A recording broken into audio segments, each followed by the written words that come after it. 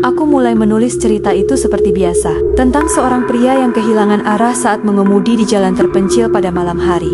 Dalam ceritaku, jalan itu panjang, gelap, dan sepi. Tidak ada sinyal, tidak ada lampu, hanya deretan pepohonan yang tampak seperti berdiri terlalu dekat dengan jalan. Pria itu tidak ingat bagaimana dia bisa sampai di sana, dan setiap kilometer yang ia lewati hanya membuatnya semakin merasa ada sesuatu yang salah. Beberapa hari setelah aku menyelesaikan ceritanya, sebuah berita muncul di televisi.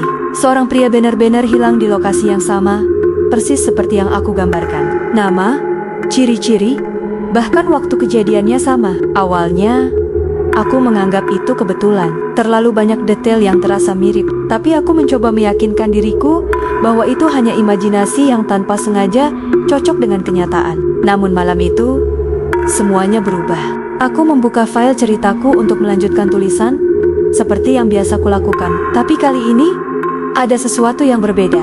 Di bagian akhir cerita, terdapat tambahan paragraf yang tidak pernah kutulis sebelumnya. Kalimat itu sederhana, tapi terasa seperti ditujukan langsung padaku.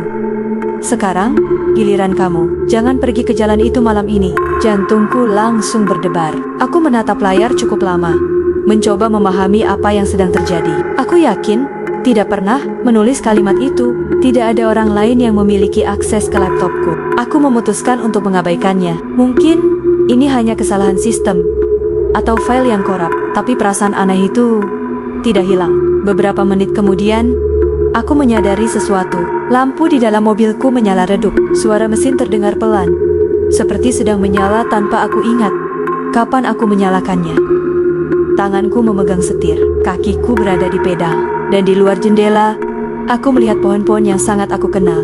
Aku berada di jalan itu, jalan yang sama seperti dalam ceritaku. Aku tidak ingat bagaimana aku bisa sampai di sini. Tidak ada memori tentang meninggalkan rumah. Tidak ada keputusan untuk pergi. Seolah-olah waktu di antaranya telah terhapus. Mobilku terus bergerak perlahan di jalan yang gelap. Tidak ada kendaraan lain. Tidak ada cahaya selain lampu mobilku sendiri yang memantul di aspal yang basah. Di kejauhan, aku mulai melihat sesuatu. Sebuah mobil berhenti di pinggir jalan. Lampu hazard berkedip lemah. Pintu mobilnya terbuka, dan di dekatnya ada seseorang yang berdiri diam, seolah menunggu sesuatu.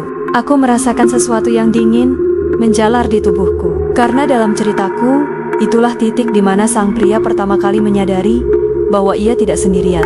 Mobilku semakin mendekat, dan sebelum aku sempat mengerem, sesuatu membuat mobilku berhenti dengan sendirinya. Semua lampu tiba-tiba padam. Gelap total.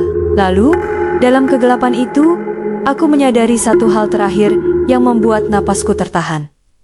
Cerita yang kutulis belum selesai. Dan sekarang, aku adalah bagian dari ceritanya.